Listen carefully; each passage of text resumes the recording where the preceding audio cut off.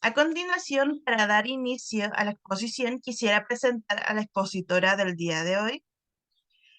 Su nombre es Débora Mancilla Cofre, psicóloga especialista en neuropsicología con un magíster en neuropsicología pediátrica, diplomada en instrumentos para la evaluación neuropsicológica de niños, niñas y adolescentes en la PUC y en neuropsicología y neuropsiquiatría del adulto en la misma sede universitaria, junto con la Universidad de Chile. Se desempeña como psicóloga clínica en la Asociación Chilena de Seguridad. Le damos el paso a Débora para que dé inicio a su presentación. Docente. Muchas gracias, Ruth, por tu presentación. Si hay cualquier dificultad, por ejemplo, a nivel de conexión, me van avisando. También nos podemos ahí comunicar por interno porque siento que por ahí se me va un poco el audio. Así que me avisas ahí, Ruth, cualquier cosita. Bueno, sean todos muy bienvenidos a este seminario que busca poder introducirnos a lo que es la neuropsicología pediátrica. A ver, voy a compartir pantalla. Denme un minutito.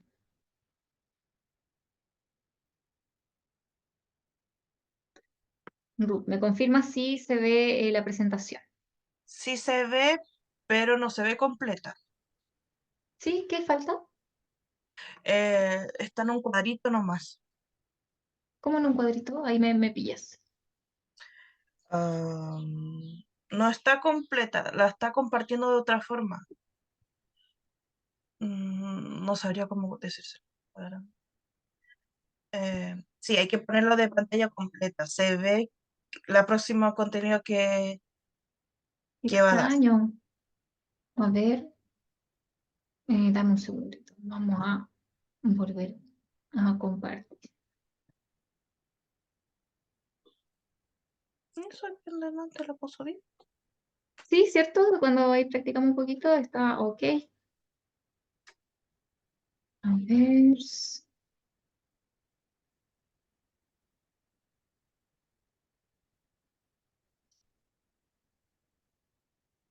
Por ahí. Si lo Ya. agrandamos. No, Ahí sí, sí. tampoco. A ver, entonces denme un segundito, vamos a hacerlo de otra forma. Listo, perfecto. Ya, chiquillos, entonces vamos a comenzar con este seminario, ¿cierto? Que busca poder introducirnos a la neuropsicología pediátrica. Los contenidos que vamos a ir revisando, vamos a ir de a poquito. Los contenidos que vamos a ir revisando están principalmente basados en lo que es definir exactamente lo que es la neuropsicología como tal. Desde ahí entender la neuropsicología pediátrica y sus ámbitos de acción. Luego, hacer una diferenciación importante y encontrar algunos puntos de encuentro entre lo que es la neuropsicología pediátrica y la neuropsicología del adulto. Hacer un breve repaso histórico de la psicología del desarrollo para así poder entender desde dónde mirar hoy la neuropsicología pediátrica, que es desde el neuroconstructivismo. Aquí me gustaría que revisáramos la definición del neuroconstructivismo, que pudiéramos también conocer el concepto de trayectorias del desarrollo y su impacto en el ejercicio de la neuropsicología pediátrica, así como también las trayectorias atípicas del desarrollo. Luego, a modo de conclusión, que podamos respondernos esta pregunta del por qué formarnos en neuropsicología pediátrica, y ya ahí pasamos a la ronda de preguntas.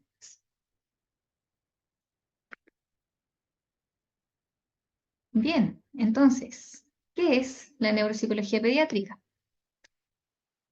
Se define comúnmente, de acuerdo a algunos autores, como una disciplina que es académica y práctica, que se ocupa principalmente de la relación que existe entre la estructura cerebral, su funcionamiento y la conducta. Grandes exponentes a nivel latinoamericano, como son Ardila y Rosselli, mencionan que el objetivo general de la neuropsicología va a ser el estudio de la organización cerebral, de la actividad cognitiva-conductual así también como el análisis de sus alteraciones en caso de patología cerebral. Entonces, una vez entendiendo que la neuropsicología como ciencia lo que busca es poder relacionar el funcionamiento cognitivo con estructuras cerebrales, en el caso de la neuropsicología pediátrica, lo que buscamos es poder aplicar estos mismos principios, pero dentro de un contexto más específico o de una población específica, que son los niños y adolescentes. Por lo tanto, la neuropsicología pediátrica, como ahí bien lo dice, estudia las relaciones entre el cerebro, la conducta, la cognición, dentro del contexto dinámico de un cerebro que está en pleno desarrollo. Y ese es el gran desafío, ¿ya? El poder flexibilizar nosotros también como neuropsicólogos clínicos y ser conscientes de todos los cambios dinámicos que se van dando a lo largo de este periodo de la vida. Que es importante poder integrar a nuestra práctica, ¿ya? Porque la infancia tiene hitos específicos y eventos también que van a influir, en este caso, en el desarrollo cognitivo. Lo primero que debemos saber y que debemos entender y básicamente integrar a nuestra práctica clínica es conocer acerca del desarrollo cognitivo, es lo que vamos a estar evaluando. Tenemos que saber acerca de la atención, de las náuseas, de la memoria, y eso poder relacionar bien con el desarrollo cerebral, ¿ya? Analizar si es que hay hitos que se están dando en el desarrollo cognitivo y cómo eso se puede correlacionar con el desarrollo de ciertas estructuras. Sin embargo, es importante considerar que en ninguno de estos dos ámbitos se va desarrollando de manera aislada, ni tampoco en conjunto, pero de manera aislada, sino que también tenemos que conocer, por ejemplo, hitos del desarrollo académico, hitos del desarrollo psicosocial, entender también el contexto sociocultural en el cual vive, por ejemplo, nuestro paciente, ser consciente también de algunos indicadores psiquiátricos y entenderlos si es que se marcan dentro de un trastorno del neurodesarrollo o por el contrario habla más de movilidad. Y en cada uno de estos ámbitos entonces también entender cuáles pueden ser factores de riesgo y factores protectores para el desarrollo del niño, niña o adolescente.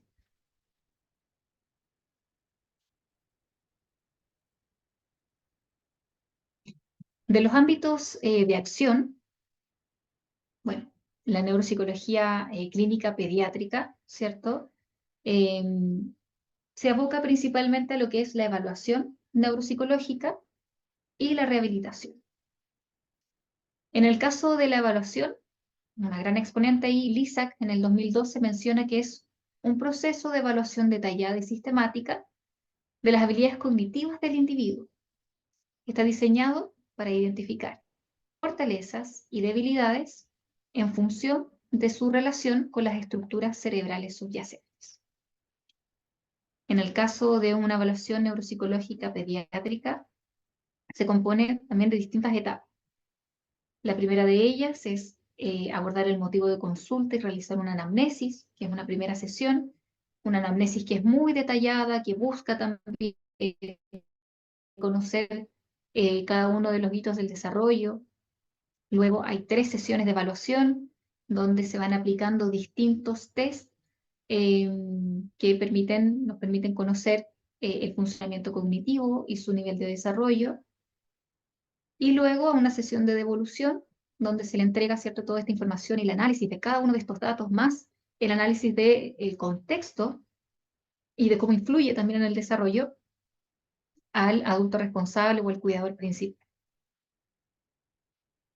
Por otro lado, la rehabilitación neuropsicológica se va a ocupar de la mejora de los déficits a nivel cognitivo, emocional, psicosocial, conductual que están o que han sido causados principalmente por un daño cerebral. Ya esa es la definición también de otra gran exponente en rehabilitación que es Barbara Wilson en el 2017.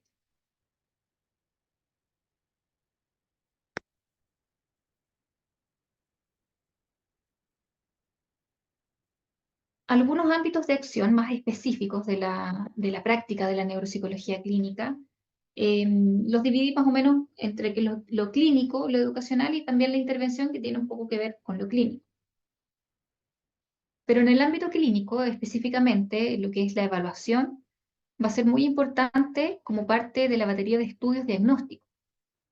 Nos va a ayudar, por ejemplo, a poder confirmar algún trastorno del neurodesarrollo, por otro lado, quizás descartarlo. En procesos de pre y post cirugía cerebral. Una evaluación prequirúrgica va a ser muy importante para poder trazar una línea base del funcionamiento cognitivo de la persona y que nos va a ayudar a poder realizar una comparación gracias a una evaluación postquirúrgica y desde ahí poder diseñar algún plan de intervención si es que se evidencia algún cambio importante en el funcionamiento cognitivo. Luego también tenemos ahí la importancia de realizar una evaluación post lesión cerebral adquirida, porque nos permite medir el impacto que dicha lesión tiene en el funcionamiento cognitivo, social, emocional, conductual también de los niños, niñas y adolescentes. También en lo que es la monitorización del perfil cognitivo a lo largo de una enfermedad o también a lo largo de un tratamiento farmacológico, que pueden ir de la mano o en algunos casos puede ser de manera aislada, ¿ya? Pero, por ejemplo, cuando hablamos de algún tipo de enfermedad crónica que afecta el sistema nervioso central, va a ser muy importante poder ir haciendo un seguimiento que nos permita entender si es que el desarrollo se mantiene al alza, se estanca, por ejemplo, o existe algún declive. Y en el caso de un tratamiento farmacológico, lo que buscamos ahí evaluar es hacer un seguimiento en el caso de algún fármaco que, por ejemplo, necesite potenciar algunos procesos cognitivos específicos, como puede ser la atención. ¿Ya? Es decir, si es que surte efecto o no surte el efecto deseado en el desarrollo cognitivo, o por el contrario, si es que hay algunos medicamentos que como efecto secundario afecte, ¿cierto? Ya sea el nivel de alerta y desde ahí la atención, los sistemas de memoria. Otro contexto donde el rol del neuropsicólogo pediátrico va a ser muy importante es en el caso educacional, específicamente en los programas de integración escolar, son ciertos estos programas que buscan la inclusión y el apoyo también de las necesidades educativas especiales. Y bueno, el rol va a estar más que nada en lo que es la evaluación de estas necesidades educativas especiales, ya sea gracias a través del perfil cognitivo o a través de la detección de algún trastorno del neurodesarrollo. Va a ser también muy importante el rol del neuropsicólogo en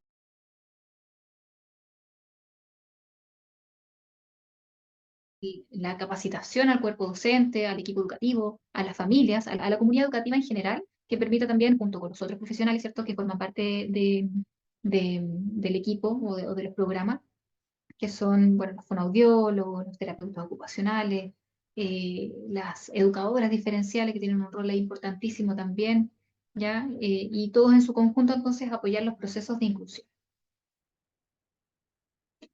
Y en el ámbito clínico también, pero más desde el punto de vista desde la intervención. Aquí va a ser muy importante el poder realizar también, como sucede en el ámbito de la evaluación pre y post quirúrgica, en este caso sería pre y post intervención. Tenemos que trazar también una línea base del funcionamiento cognitivo para que podamos analizar si es que el plan de intervención ha sido exitoso o no. Poder abordar esos cambios también y qué situaciones distintas quizás debemos realizar o llevar a cabo, o intervenciones distintas, ¿ya?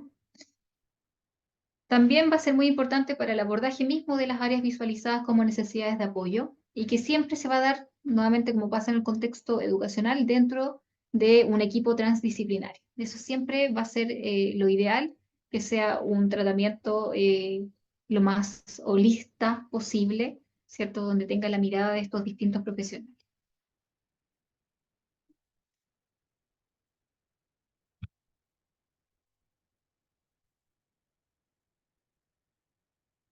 Respecto a las diferencias o los puntos de encuentro de la neuropsicología pediátrica con la neuropsicología del adulto, algunas de las particularidades de la pediatría propiamente tal o de la neuropsicología pediátrica es que, bueno, como les decía al inicio, estamos frente a un contexto muy dinámico donde existe un cerebro que está en pleno desarrollo.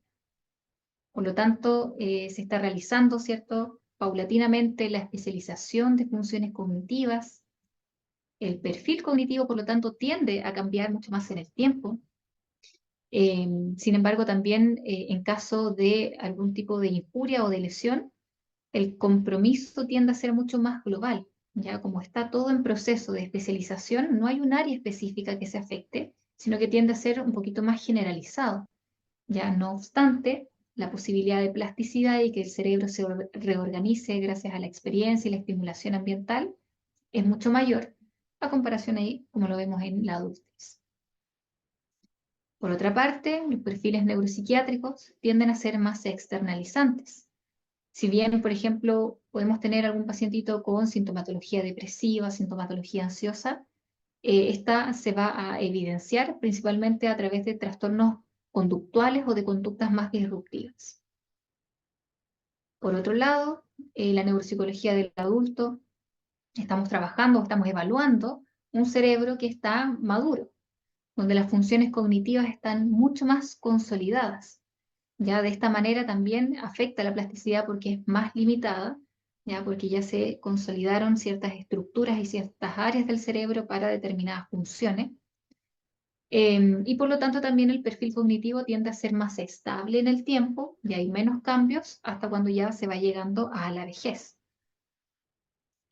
En caso de lesión, por estas mismas razones, el compromiso tiende a ser más focal, es decir, un área en particular del cerebro que tiene una lesión presenta un resultado en el fondo de la sintomatología, va a ser mucho más específica, más especializada, como puede ser en el área del lenguaje, ya sea expresivo, comprensivo, aspectos visoespaciales, reconocimientos de determinados objetos. Y el perfil neuropsiquiátrico va a ser mucho más internalizante y aquí podemos encontrar patologías un poquito más importantes en torno a esta área, como puede ser trastorno bipolar, esquizofrenia, trastorno depresivo mayor, trastornos de ansiedad, y integrar también a la evaluación, por ejemplo, la posibilidad de que exista algunos trastornos de la personalidad también. Entonces, ya entendiendo un poco estas diferencias, los puntos de encuentro están básicamente en que ambos buscan poder organizar un perfil cognitivo de fortaleza y debilidades, apoyar procesos diagnósticos y poder definir algunos objetivos de intervención en función de los objetivos, perdón, del perfil cognitivo propiamente. ¿Ya?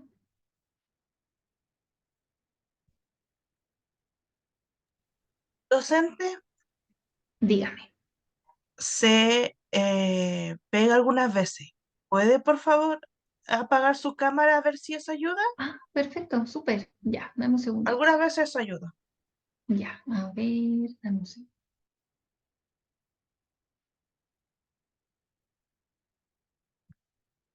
Ya, súper. Me van avisando cualquier cosita, ¿ya? Continuemos. Vamos a hacer un breve repaso, ¿no?, acerca de la psicología del desarrollo. Aquí tenemos más que nada algunos exponentes que son mucho más clásicos, como es el caso de la teoría psicosexual de Freud, donde él plantea, ¿cierto?, que hay determinadas etapas por las cuales hay algún conflicto en particular y de acuerdo a su resolución es que pueden existir o no algunas dificultades psicológicas en la vida adulta. La teoría del desarrollo cognitivo de Piaget nos propone, ¿cierto?, estas etapas eh, que va desde la sensorimotora, la preoperacional, la operacional concreta y la operacional formal. ¿Ya? Y aquí él menciona también, tiene un rol importante al destacar que, bueno, los niños no son un adulto en miniatura, sino que piensan de una manera cualitativamente diferente en cada etapa. La teoría sociocultural de Vygotsky enfatiza principalmente el rol de la cultura y del lenguaje. Y menciona también este concepto que es muy importante de la zona de desarrollo próximo, que ahí lo que resalta en el fondo es que el niño tiene ciertas habilidades y que puede adquirir otras gracias a la compañía de un adulto o de un compañero más competente, ya que eso facilita su aprendizaje. La teoría del desarrollo psicosocial de Erikson viene a complementar un poco la teoría de Freud, ¿cierto? Pero aquí eh, su particularidad es que tiene son 8 etapas, ¿cierto? Y que llegan incluso hasta la vejez. La teoría del apego de Bowlby nos llama, ¿cierto?, a entender de la importancia que existe entre la relación o la importancia misma de la relación temprana del cuidador principal con el niño y cómo eso impacta de manera profunda el desarrollo emocional. Y no solo eso, también la capacidad para poder sentirse seguro y explorar el ambiente, lo que como consecuencia también trae el desarrollo cognitivo. La teoría del aprendizaje social de Bandura, eh, bueno, él más que nada menciona, ¿cierto?, que el aprendizaje no solo se da gracias a estos hitos más conductuales de refuerzo o de castigo, sino que también a través de la observación directa, ¿ya? De lo que puede realizar un otro, ¿ya? Entonces, lo que él llama el modelaje. La teoría ecológica de Bronfenbrenner. Aquí él menciona que hay distintos sistemas que van interactuando de manera dinámica también entre unos y otros y que los contextos sociales van influyendo en el desarrollo del individuo desde la familia, la escuela, hasta llegar también a la influencia propia de la cultura e incluso de la política. Y llegamos hoy a lo que es la teoría del neuroconstructivismo, donde su gran exponente es Annette Karmilov-Smith. Ella, bueno, y el neuroconstructivismo como teoría refieren y plantean, ¿cierto?, que el cerebro y el funcionamiento cognitivo se van desarrollando de manera conjunta, gracias a interacciones que son altamente complejas entre factores biológicos y ambientales. Lo más importante del neuroconstructivismo es que enfatiza el rol de la estructura cerebral, de cómo emerge eh, y se van especializando cada una de las áreas del cerebro y que gracias a eso también se va desarrollando el individuo en su totalidad. Entonces, si podemos acá también volver a revisar un poco de la historia, aquí lo importante es considerar que pasamos de modelos que son mucho más estáticos, es decir, con etapas o con estadios mucho más rígidos, a modelos que son más dinámicos, ya que es el modelo del neuroconstructivismo que habla de las trayectorias del desarrollo. También hay una diferencia porque pasamos de hacer un énfasis importante en lo que es la infancia a entender el ciclo vital completo y de enfoques que están más centrados en el individuo a enfoques que son mucho más contextuales, que involucran también la interacción con el entorno. Entonces, volviendo al neuroconstructivismo, hay algunos conceptos que van a ser muy importantes de considerar, sobre todo cuando hablemos luego de las trayectorias del desarrollo. ¿Ya? Aquí mencionan que las funciones cognitivas se van desarrollando entonces de manera gradual gracias a esta interacción que tiene el cerebro y el entorno. Luego también enfatiza la importancia de la plasticidad cerebral, que es cómo se van reorganizando algunas funciones cognitivas en el cerebro en respuesta también a la estimulación, sin dejar de considerar también las restricciones biológicas, es decir, debemos entender que los genes de alguna manera proporcionan bases estructurales iniciales, pero es finalmente el entorno quien guía el desarrollo funcional o su expresión, ya lo que hoy en día llamamos como la epigenética. También la interacción multiescalar va a ser importantísima en esta teoría porque hablamos de que hay una interacción desde aspectos más celulares, como es la neurona, la sinapsis, la conexión, que interactúa con factores emocionales, ambientales, sociales, culturales. Y en el caso del dominio y la especificidad relativa tiene que ver también con el hecho de que hay habilidades cognitivas que van a estar influenciadas por áreas específicas del cerebro, pero no van a estar rígidamente predeterminadas ver nuevamente con lo que es la plasticidad cerebral.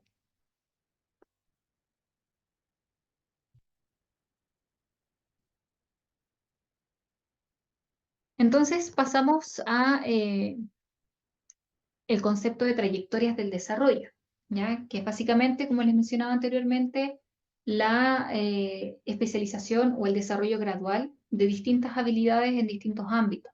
¿Ya? En este caso nos vamos a enfocar más que nada en lo neurológico, en lo cognitivo, y ahí vamos a señalar ahí algunos aspectos psicosociales también. De las trayectorias del desarrollo también tenemos que entender tres conceptos muy relevantes. El primero de ellos es el punto de inicio, que se refiere al nivel inicial de una habilidad. ¿Ya? Es el momento en que se comienza a desarrollar una función específica. Y por lo tanto, aquí como ejemplo podemos entender de que el punto de inicio de un niño cuya madre eh, eh, consumió alcohol, ¿cierto? O tuvo algún tipo de conducta de riesgo durante la gestación, va a ser muy distinto ese punto de inicio de otro niño cuya madre quizás siempre mantuvo los controles y los cuidados necesarios. ¿Ya? La velocidad tiene que ver con la rapidez con la que las habilidades cognitivas se van desarrollando a lo largo del tiempo.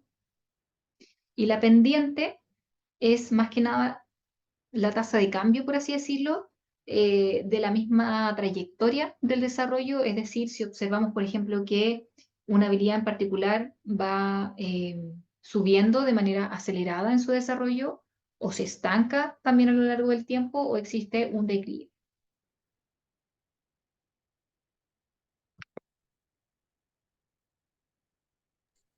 Docente, A comentar, si me puedes ayudar ahí un poquito, Ruth, si es que quieren que repasemos, por ejemplo, la diapositiva anterior. mm, no, dicen que está todo claro. Ya, súper, bueno. Algunos dicen la diapositiva anterior, otros dicen que está todo claro. Ah, perfecto. Ya revisemos esto rápidamente. Nuevamente, si es cortito igual. Entonces, las trayectorias del desarrollo son estos caminitos, por así decirlo, a través del cual se van especializando determinadas funciones, principalmente cognitivas. Tres conceptos importantes: el punto de inicio, que es esta habilidad basal, ya que como yo les mencionaba, les daba ese ejemplo de entender de que el punto de inicio de un niño cuya madre quizás incurrió en conductas de riesgo, como consumo de alcohol u otras drogas, va a ser distinto al punto de inicio que va a tener un niño cuya madre quizás se cuidó a lo largo de todo el embarazo.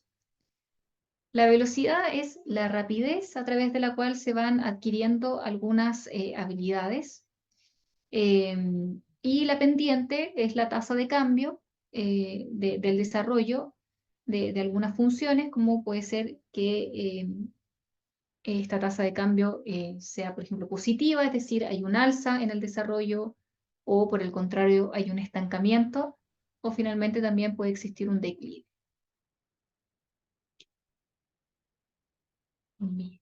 Entonces, respecto, por ejemplo, a las trayectorias del desarrollo neurológico, ¿ya? Imaginémonos entonces que esa línea celeste es la trayectoria, cada uno de esos puntitos son hitos en particular, ¿ya? Que va desde la embriogénesis, desde el proceso en el cual se genera, ¿cierto?, el embrión.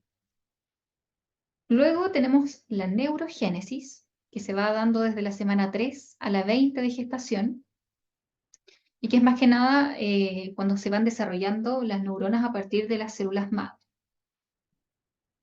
La migración neuronal se da entre la semana 8 y la semana 24 pp de gestación, y es cuando estas neuronas que se formaron migran de su lugar de origen hasta sus ubicaciones finales, ya a través de capas que se van formando en la corteza. La sinaptogénesis es este momento, ¿cierto?, donde se van generando las conexiones entre cada una de las neuronas. La poda sináptica también es un proceso que se va dando también a lo largo de la infancia, tiene algunos puntos, ¿cierto?, un poquito más críticos, y que habla acerca de la eliminación de sinapsis que son innecesarias o que se utilizan poco, para poder optimizar la eficiencia del funcionamiento cerebral. Y la mielinización que también se va dando a lo largo de toda la infancia, la adolescencia, hasta incluso los 25 años, tiene que ver con cómo se va formando, ¿cierto?, la capa de mielina en las fibras nerviosas que permiten que los impulsos eléctricos sean mucho más rápidos. Y bueno, el desarrollo de la corteza prefrontal también esto se va dando a lo largo de toda la infancia, la adolescencia, también hasta los 25 años, en relación entonces al desarrollo de esta área en particular del cerebro que alberga las funciones ejecutivas.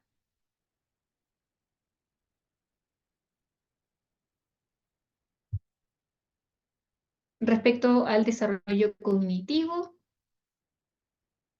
aquí, bueno, nos vamos a encontrar con todas las funciones cognitivas superiores. Hay que imaginarnos también nuevamente que esta línea, en este caso moradita, es la trayectoria, es el camino, ¿ya? Pero en cada uno de esos puntitos también hay trayectorias específicas respecto a las gnosis, la atención, la cognición social y las otras. En este caso no hay estadios tan específicos como en el desarrollo neurológico, sino que todas ellas van interactuando constantemente a lo largo del desarrollo, por más que, por ejemplo, las funciones ejecutivas se desarrollen ya hacia la adultez temprana, de igual forma las necesitamos, ¿cierto? Y tienen un desarrollo determinado que permite también el desarrollo de la cognición social, de la atención o del lenguaje, entre otros. En el caso de las nocias básicamente es la capacidad que tenemos para poder darle un significado coherente a aquellos estímulos que recibimos a través de los órganos sensoriales. En el caso de una evaluación, principalmente nos abocamos a lo que son las nocias auditivas y las nocias visuales. La atención es esta capacidad para poder mantener un adecuado nivel de alerta, luego poder focalizar mi atención en un estímulo en particular, sostener esa atención durante un tiempo determinado y luego poder también dividir o alternar entre dos estímulos que sean distintos.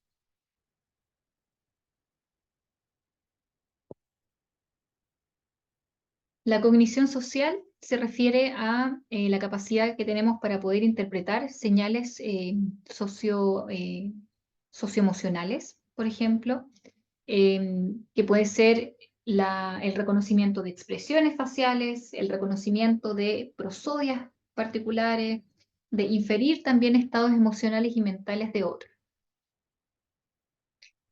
Las praxias y la motricidad, bueno, en este caso lo dividí ahí un poco porque en el desarrollo más temprano, ¿cierto? En la infancia temprana, la motricidad va a estar principalmente asociada a aspectos propios de la musculatura, ¿cierto?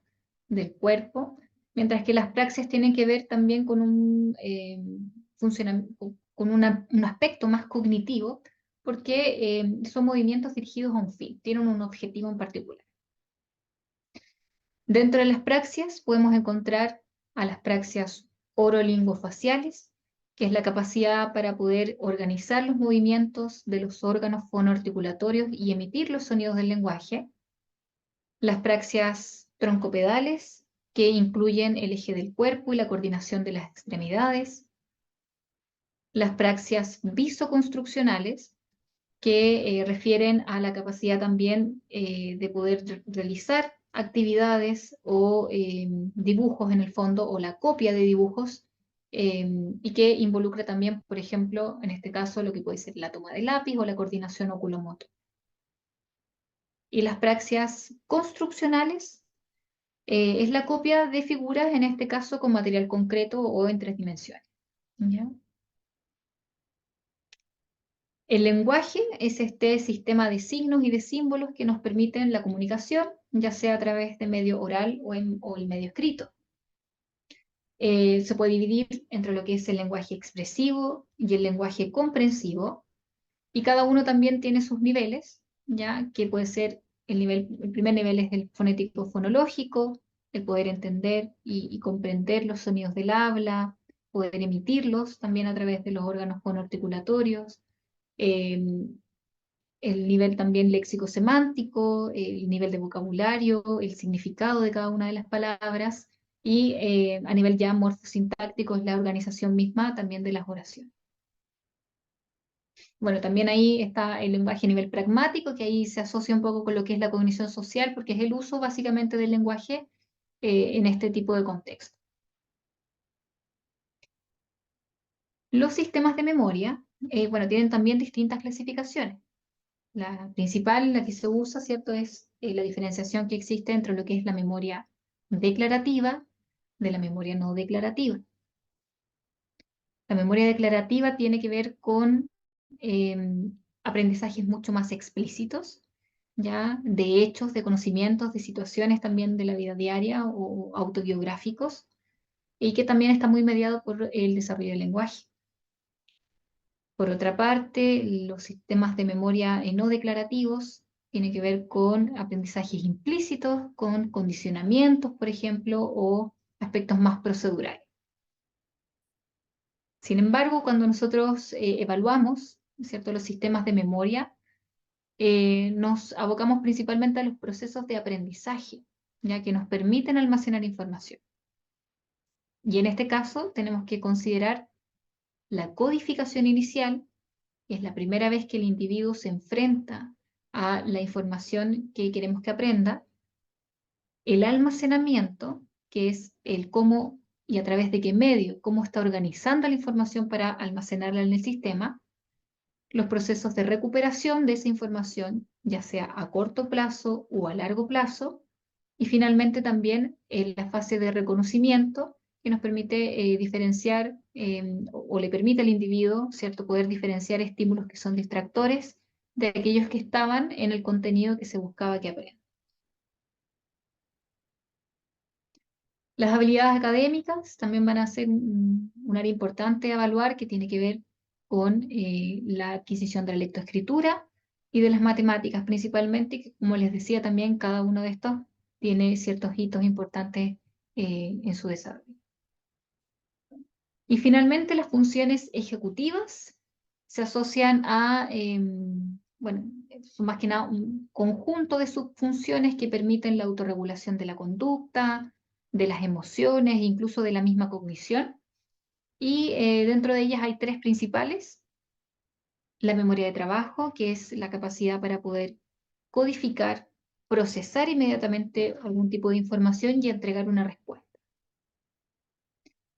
La flexibilidad cognitiva, que es cambiar mi patrón de conducta de acuerdo a los cambios que pueden existir en el ambiente o en la retroalimentación del medio.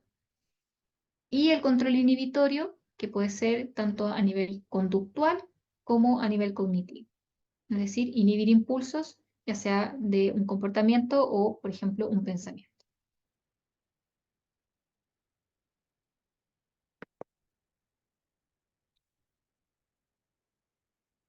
Respecto a algunos indicadores psicosociales que son importantes de ir integrando a la práctica de la neuropsicología clínica, ya sea en la evaluación como en la intervención, es bueno, principalmente conocer lo que es el nivel socioeconómico, ya que este más que nada nos permite acceder o entender cuántas oportunidades ha tenido ese niño o esa niña para poder desarrollar factores cognitivos.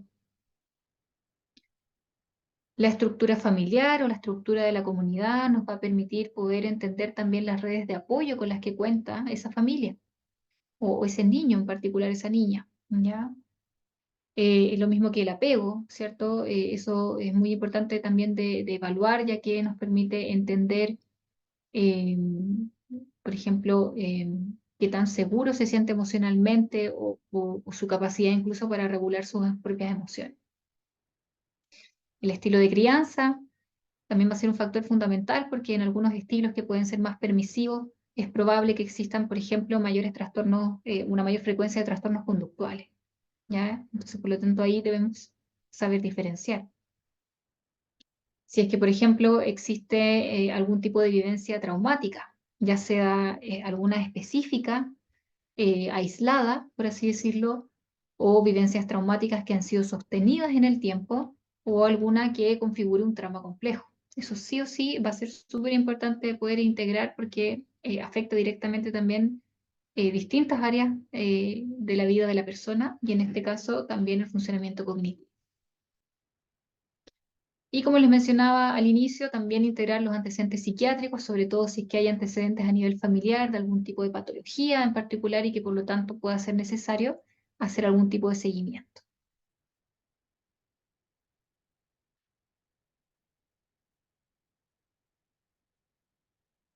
Entonces, en nuestra práctica, más que nada, nos vamos a encontrar con trayectorias del desarrollo que son atípicas. Una de ellas es debido a una lesión cerebral adquirida. En este caso, como pueden ver ahí de manera gráfica, más que nada, el desarrollo puede ir de una manera eh, dentro de lo esperado, ¿cierto? Hasta que llega un punto, una lesión y se genera un declive, y luego se va generando nuevamente la compensación y se puede llegar a rangos esperados. Una lesión cerebral adquirida se refiere más que nada a cualquier daño en el cerebro que ocurre después del nacimiento y que no es consecuencia de un trastorno congénito o hereditario. Puede ser por factores externos, como un traumatismo craneoencefálico, o factores internos, como un accidente cerebrovascular, encefalitis, tumores, alguna intoxicación u otros. Otro tipo de trayectoria del desarrollo atípica está asociada a los trastornos propiamente tal del neurodesarrollo. ¿Ya? Aquí también de manera gráfica podemos imaginarnos, por ejemplo, de que una trayectoria específica puede ser un poco más de una trayectoria atípica en el caso de un trastorno del neurodesarrollo puede ser un poquito más plano, con una velocidad un poco más lenta, ya con una pendiente, ¿cierto? Como les decía, más plana. ¿Ya? El punto de inicio también puede ir variando y eso puede ser un factor relevante en el diagnóstico. Algunos ejemplos de los trastornos del neurodesarrollo es una discapacidad intelectual, una condición, la condición del espectro del autismo, trastorno por déficit de atención y hiperactividad, trastornos del desarrollo del lenguaje, trastornos del desarrollo neurológico que pueden estar asociados a una condición médica, entre otros. Ya es importante, bueno, volver a mencionar que un trastorno del neurodesarrollo es un conjunto de distintos tipos de condiciones que afectan al sistema nervioso y que se manifiestan en la infancia o en la primera adolescencia.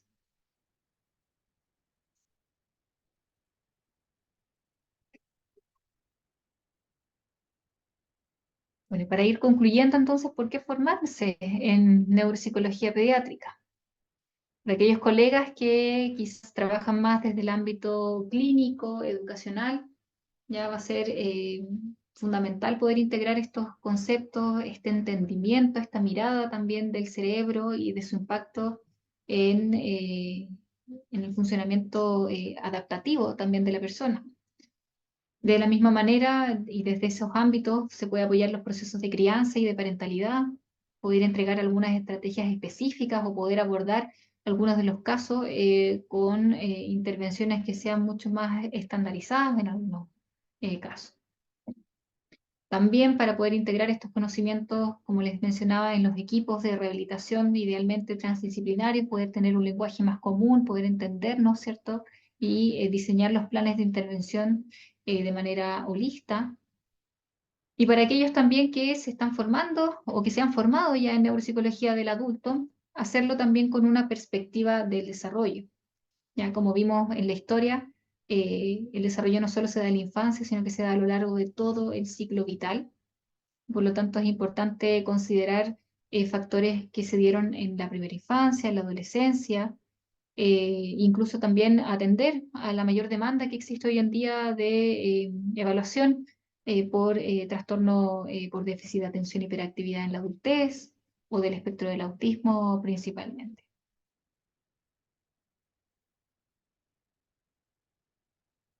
Así que bueno, dejarlos invitados nuevamente, como mencionaba Ruth al inicio, al diplomado de especialización en neuropsicología clínica infantil. Es online, pueden ir a su propio ritmo, empieza ahora eh, en diciembre y está dirigido a distintos profesionales del área de la salud.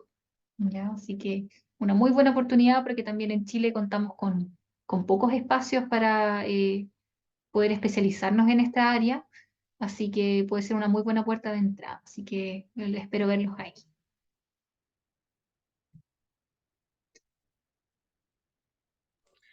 Bueno. Ahora comenzamos con las preguntas. Docente, ¿se puede prender la cámara? No se preocupe, para que podamos verla. Ya, hay dos Ya, manitos vamos. levantadas. Scolin, espero que haya dicho bien el nombre.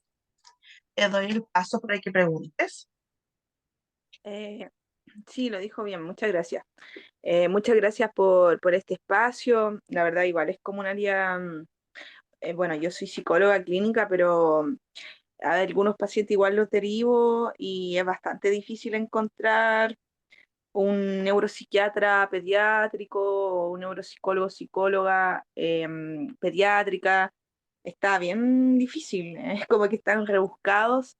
Mi pregunta iba porque una de las, una de las cosas que yo igual quiero agradecer a esta disciplina, de lo poco que he podido indagar, es que toman como siento más en consideración los test, como las limitaciones que pueden tener, ya sea por Ujú. la condición fisiológica en la que se encuentra el consultante al momento de la evaluación, el usuario, o Claro. también como las limitaciones propias psicométricas, entendiendo igual la importancia de la entrevista clínica. Entonces, mi pregunta iba en los casos de los niños con posible TDAH, que han atravesado por episodios constantes de trauma, porque los Mm, efectos, digamos, la fenomenología, la observación, la historia clínica, es como que se parece mucho a las manifestaciones de un TDAH.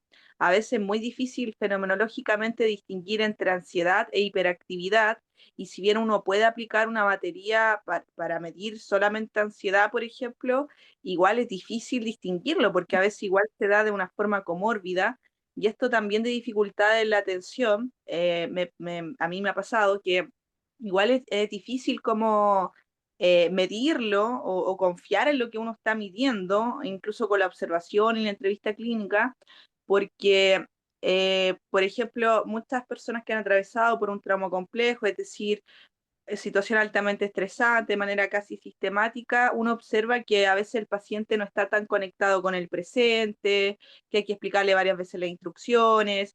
Entonces uno dice, claro, ¿será que a lo mejor le cuesta mm, focalizar la atención, es decir, concentrarse como tal? ¿O es que se está disociando, por ejemplo? Porque igual el trauma a nivel neurobiológico igual tiene alteraciones justamente en el desarrollo de esta corteza prefrontal, o sea, claro. está la evidencia, o sea, lo pueden hasta medir. Entonces, también como cuando a veces algunos neurólogos evalúan con electroencefalograma, fMRI, cómo está el cerebro, para ver si hay una inmadurez cerebral, aunque igual, por eso igual insisten en el DSM-5 que el diagnóstico es clínico, que no se puede basar solamente en ese detalle. Entonces, yo lo encuentro bien complejo. Bueno, es que me llegó un caso así, bien complejo como las limitaciones a veces igual de la disciplina y de la formación de cada profesional, porque a lo mejor pueden haber neuropsicólogos, pediatras y que también sepan sobre trauma o tengan una formación, un curso, no lo sé, pero es bien difícil como decir, bueno, qué es lo predominante que está afectando y qué lo está afectando, porque siempre es como multifactorial. Entonces el tema igual de la atención alternante, porque muchas veces estos niños vienen de entornos que el aprendizaje más académico se da tardío, porque han padecido violencia intrafamiliar. Entonces las familias estaban como enfocadas en sobrevivir, no en tanto enseñarle a leer y a escribir. Además tienen trastornos de Claro. aprendizaje. Entonces uno dice, bueno, hay como harta comorbilidad, pero es como, a lo mejor es un problema de estimulación temprana que tuvo y no es un TDAH, no es que el niño tenga una dificultad en la concentración o algo así, sino que la estimulación se dio tardía o Mm, inadecuada. Entonces ahí, esa es como mi duda, ¿qué criterio utilizan ustedes mm. ahí? O si esto se presenta varias veces en la clínica de ustedes. Esa es mi pregunta. Perdón la extenso. Oye, muchas gracias. No, súper. Muchas gracias, Colin. De verdad, yo creo que lo que tú planteas es súper relevante. La práctica de la neuropsicología para mí, va un paso más allá de poder generar un diagnóstico. ¿De qué me sirve a mí tener un diagnóstico de un trastorno por déficit de atención? e hiperactividad si no sé todo lo que hay debajo, ¿cierto? Que es todo lo que tú mencionas, que puede haber vivencias de traumas complejos o de disfunciones a nivel familiar. Lo que a mí me interesa principalmente de una evaluación es poder generar el perfil cognitivo y decir sí, hay antecedentes de trauma complejo y que por lo tanto, por esa razón, también se puede haber una injuria, ¿cierto? O algún tipo de déficit en funciones ejecutivas o en la atención. Entonces es eso lo que yo tengo que estimular, ¿ya? A la par de ir haciendo un proceso psicoterapéutico a nivel individual, a nivel familiar, ¿ya? Entonces, yo creo que los diagnósticos como tal en neuropsicología, no sé si nos ayuda mucho. Es preferible, ¿cierto?, hacer un perfil de fortalezas y necesidades de apoyo. Entiendo entonces cuáles son las áreas que yo tengo que intervenir y a través de cuáles las voy a intervenir, porque así aprovecho todas esas necesidades, esas fortalezas que fui recabando y voy apoyando entonces estas otras áreas que necesito estimular, ¿ya? Entonces, siempre lo pienso, o sea, por ejemplo, ¿de qué me sirve a mí decir que un niño o niña tiene una discapacidad intelectual cuando pueden ser muy diferentes entre ellos?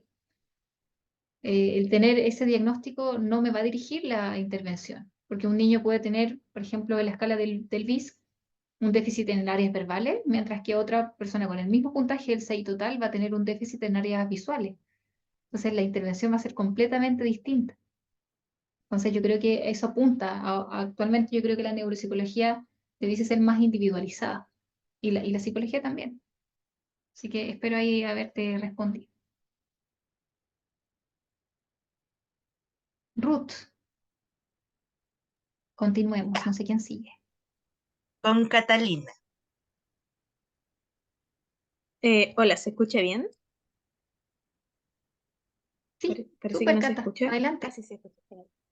Primero quería darle las gracias por el seminario porque lo encontré muy interesante y fue de mucho aprendizaje todo lo que ella señaló. Y tengo Bueno. dos dudas. Una es más corta que la otra. La primera va relacionada como en los ámbitos de acción. Yo me desempeño, soy psicóloga y estoy trabajando en un colegio, en un programa a pie. Bueno, también en convivencia. Bueno, ahí hay un abuso ahí, pero bueno, independiente de eso, mi Suele pasar. pregunta va enfocada, sí, a cuáles son los apoyos que se pueden entregar además de la evaluación, porque en el colegio a mí me exigen entregar apoyo desde pie a estos niños, como realizar atenciones, yo les preguntaba, porque de verdad fue un plano muy desconocido como entré al colegio, desde las mismas evaluaciones, desde las deficiencias o fortalezas que tenían en los perfiles cognitivos, pero mi pregunta ahí era, ¿en qué punto estoy traspasando el límite desde lo educativo a lo clínico también? Sí, es Porque que esa era mi ahí duda, porque a mí la me lo están línea, exigiendo claro. y yo les decía, es que no se puede, Ujú, porque una cosa es la mm, evaluación y otra cosa es la intervención. claro. Y en ese caso, ¿cuáles Sí, sí ¿tenías serían otra los duda más? apoyos que se pueden entregar desde el ámbito educacional? Ujú. Sí, por ejemplo, yo hace muchos años también trabajé en un programa de integración escolar, una tremenda experiencia, fue muy, muy bonita. Em, claro, o sea, el rol en el fondo de un psicólogo que esté formado en neuropsicología va a estar principalmente en lo que es la evaluación, como les decía hace un ratito, poder diferenciar y entender este perfil cognitivo. Como ahí bien dice, por ejemplo, María José, también poder brindar apoyos a la familia y sugerencias y estrategias de intervención. Y en el día a día, ¿cierto? Se van teniendo distintas atenciones con los niños. Y aquí, en realidad, más allá de que se junte lo clínico con lo educacional como tal, creo que se junta lo educacional con lo educacional. Que si tú vas notando, por ejemplo, en la práctica, o al menos a mí me pasó, teníamos muchos puntos en común con la educación diferencial.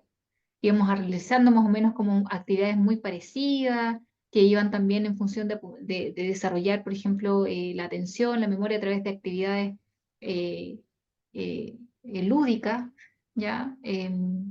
Pero en ese caso creo que hay una línea muy delgada entre lo que es la intervención misma del contexto clínico con el contexto educacional, siento yo que es muy parecido, ¿ya?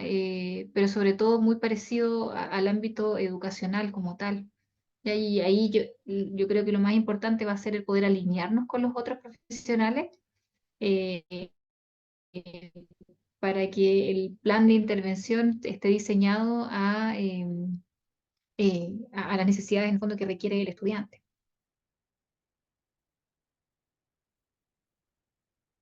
Eso.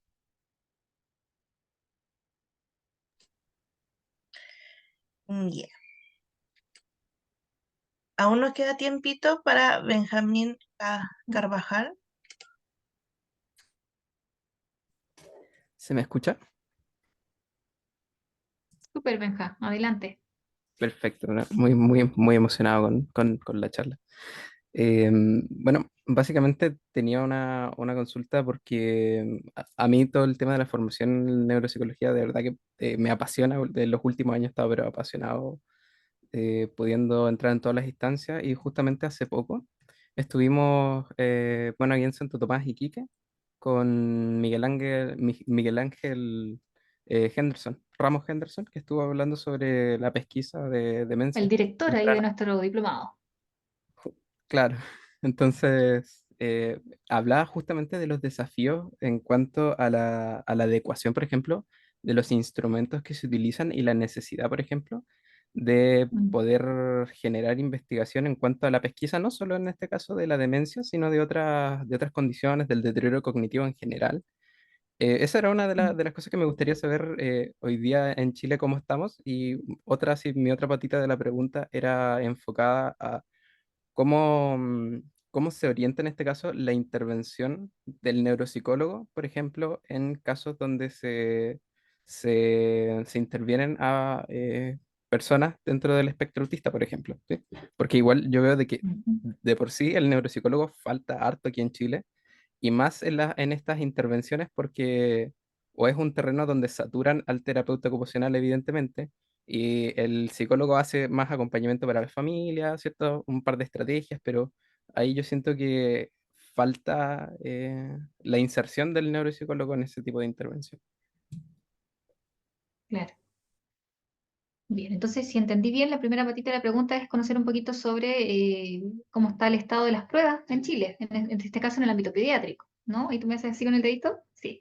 Bueno, estamos mal, básicamente. Ya tenemos muy pocos instrumentos y pasa lo mismo en la población adulta. Tenemos el BISC, tenemos el TENI, ya que también ambos con estandarización chilena, algunas pruebas también que se desarrollaron en CEDETI de la Católica, ¿cierto? El ABCDETI, por ejemplo, que evalúa algunos ámbitos de aspectos más académicos de la lectoescritura. Eh, Pucha, quizás por ahí, bueno, se me va quedando algunos, por ejemplo, el TADI, ya que es para niños menores de 5 años para evaluar desarrollo. También tiene estandarización chilena y ahora hace poquito salió el 2. Eh, y así, pues, vamos contando muy poquito. Ya hay otros test que son más gold standard, ¿cierto? Que no influye tanto el tema cultural o del lenguaje, como puede ser la figura compleja de Rey, el Wisconsin, y algunos en el fondo que tienen componentes más visuales, ¿ya?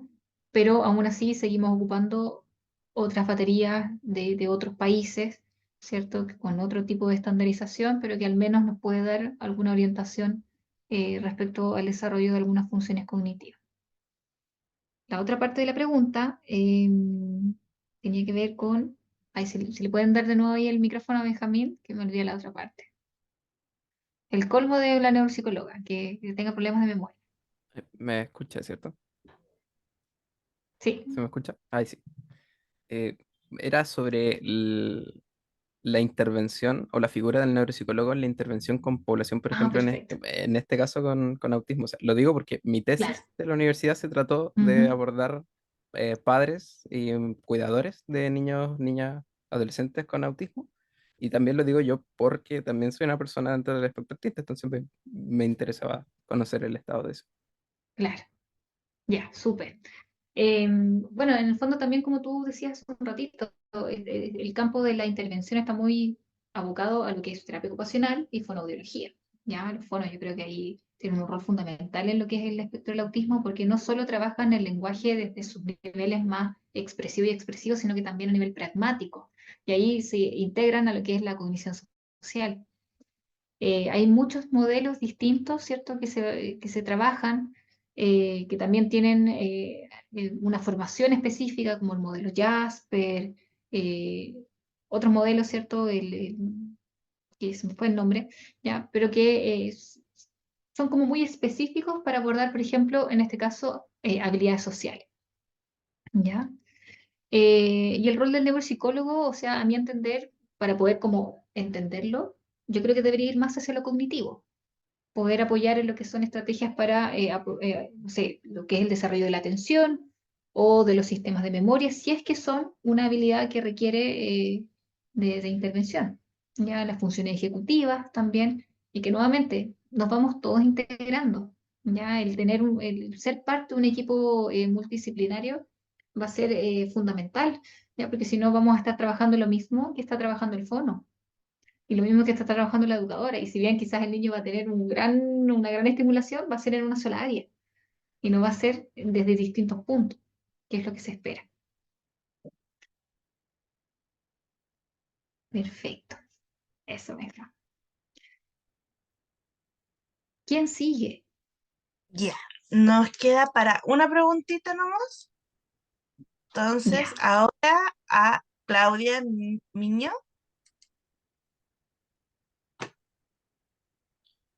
Te doy. Hola, Hola, ¿me Claudia. escuchan? Sí, ya, súper. Súper. Es la misma línea de preguntas que se viene dando. Es saber, respecto del diplomado, entiendo que es sobre evaluación. Eh, Sí, no, principalmente no es ve la parte evaluación. de intervención, no está integrada No, porque eso intervención. es todo, yo creo que todo un diplomado nuevo, sí. Ya, entonces, para que me quede eso claro, y dentro de la línea de intervención, específicamente en el área de trastornos del neurodesarrollo, ¿qué es lo que se hace? Por ejemplo, mira, yo te explico, o sea, mi pregunta es como súper desde la ingenuidad, ¿qué se está haciendo actualmente? Porque yo actualmente estoy trabajando en pie, vengo a hacer un reemplazo, estuve revisando lo que hacía la psicóloga anterior, yo tengo experiencia en trauma. Entonces entiendo que igual Ujú, aparecía como una alusión al trauma y todo y la afectación de las funciones ejecutivas. Pero ahora estoy trabajando en pie y veo que hay como varias hojitas para fortalecer atención, memoria mediante juegos gráficos. Pero siento que de ujú. repente, y eso aquí yo desde la ignorancia siento que me quedo corta porque creo que se podría practicar, o sea, ¿qué puedo hacer para que sea una experiencia vivencial, que tenga mayor impacto? No sé si está teniendo algún impacto esos 45 minutos en que hacemos como Claro. atención, memoria, concentración. Entonces, por eso yo Mm. preguntaba por la intervención, como qué se está haciendo hoy en día y dónde debería como buscar o fortalecer como mi búsqueda también, aparte de la parte de evaluación, la parte de intervención. Claro. Muchas gracias, Claudia. Bueno, Ya, lamentablemente en Chile estamos muy en pañales en la neuropsicología en general. Ya estamos, yo creo que en las etapas muy iniciales. De hecho, se partió con la neuropsicología del adulto. Es ahí como el área principal donde se ha puesto mayor énfasis a lo largo de estos años. Y si soy muy sincera, mira, desde el año 2015 yo siempre he sido una admiradora de la neuropsicología en su plenitud, entonces siempre estuve muy pendiente de algunas actividades académicas que estén asociadas. Entonces, en el 2015 se hizo el primer diplomado en neuropsicología pediátrica, que la hizo la Católica, ya en 2015, 2016, bueno, y venía un poquito uno antes que era solamente más teórico, ¿ya? Pero más o menos como en ese rango de tiempo. Entonces, es muy reciente. Ya el magíster en neuropsicología pediátrica, que el primero también que se hizo en Chile, se lanzó en 2018. Entonces estamos muy en pañales recién en lo que es los procesos de evaluación, que es la etapa inicial. Entonces estamos casi en nada en lo que es intervención. Eh, Respecto sí a la intervención en adultos, por ejemplo, la Universidad Diego Portales ahí es pionera también en eso, tiene su diplomado, ahora lanzó un magíster, pero en población adulta, porque ahí se está avanzando, ahí se ha ido avanzando desde antes. ¿Ya? Y lo que es la intervención pediátrica, eh, como te digo, está muy, muy en pañales, falta mucho todavía para eso, pero bueno, dejarlos también quizás con la idea de poder colaborar con otros profesionales. Yo de verdad admiro profundamente a los fonos, a los TO, admiro profundamente a los educadores diferenciales, ¿ya? Y ellos tienen mucha expertise en los procesos mismos de intervención. O sea, acompañarnos de ellos y nutrirnos mutuamente va a ser fundamental.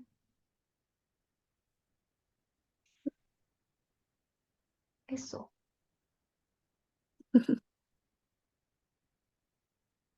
Bueno, Ruth, adelante, docente. no sé con qué seguimos ahora. Ahora viene la parte donde hacemos el sorteo, pero igualmente les queremos dar las gracias a usted por darnos este seminario y también a las personas que participaron del seminario. Muchas gracias. Docente, ¿algunas palabras? No, agradecer más que nada la invitación, el que se hayan motivado, ¿cierto? Por este seminario. Espero verlos en el diplomado que se va a hacer. Ahí yo voy a estar presente en la clase de cognición social por ahí en mayo, ¿ya? Así que feliz de este espacio. Ya.